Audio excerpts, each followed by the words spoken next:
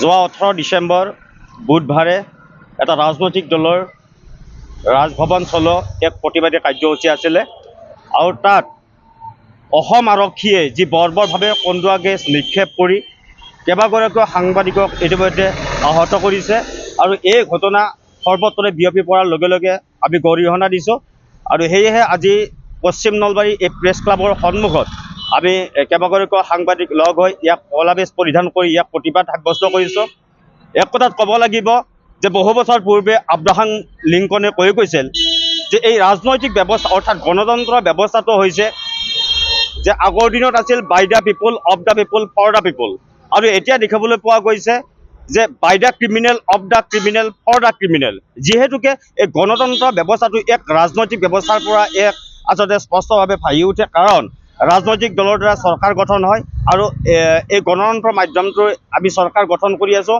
মূল চাবিকাঠি থাকে ইয়াত চৰকাৰৰ হাতত, আৰু চৰকাৰৰ এক নিৰ্দেশ নাথাকিলে অসম আৰক্ষীয়ে এনেকুৱা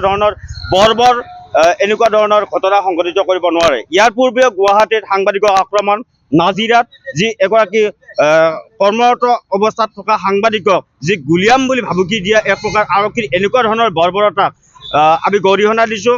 আৰু আজি বিজেপি দলে চৰকাৰ গঠন কৰিছে, তাত সাংবাদিক জাপিয়াই পৰে তাত নিউজ পৰিৱেশন কৰাৰ কাৰণে। কাইলৈ বেলেগ দলে চৰকাৰ গঠন কৰিব, তাতো এই সাংবাদিকসকলে ইয়াতে নিউজ পৰিৱেশন কৰাৰ কাৰণে যাব। কিন্তু আমাৰ নিৰাপত্তা এক প্ৰকাৰ নিৰাপত্তা ক'ত? আৰু সাংবাদিকসকলৰ নিৰাপত্তা এক প্ৰকাৰ চৰকাৰেই হওক বা ৰাজনৈতিক যি দলৰ পৰা চৰকাৰ গঠন কৰা হয় তেওঁলোকে এক প্ৰকাৰ নিৰাপত্তাহীনতাত ভুগিছে সাংবাদিকসকল। এই ক্ষেত্ৰত চৰকাৰক কঠোৰভাৱে গৰিহণা দিছোঁ।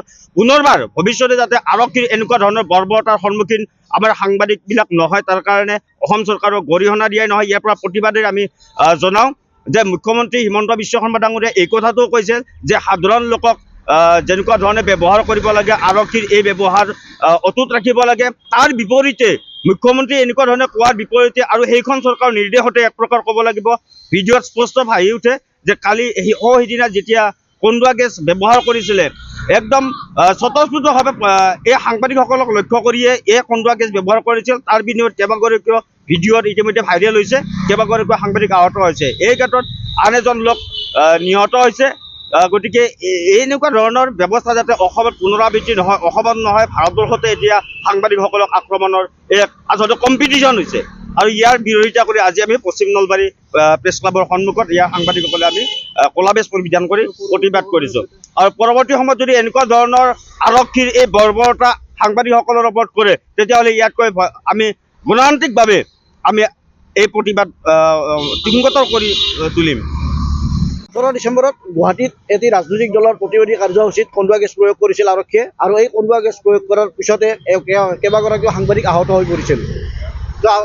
সাংবাদিকসকলে বাইক লৈ থকাৰ অৱস্থাত সাংবাদিকসকলক লক্ষ্য কৰি যে কন্দুৱা গেছ প্ৰয়োগ কৰা হৈছিল ইতিমধ্যে ভাইৰেল হৈ পৰিছে সেই ভিডিঅ'। গতিকে এই সাংবাদিকসকলক আক্ৰমণৰ লক্ষ্য কৰি হোৱাটো ইতিমধ্যে স্পষ্ট হৈ পৰিছে, আৰু তাক আমি নলবাৰী জিলা বাৰ্তাজীৱী সংঘই ধিক্কাৰ দিছোঁ।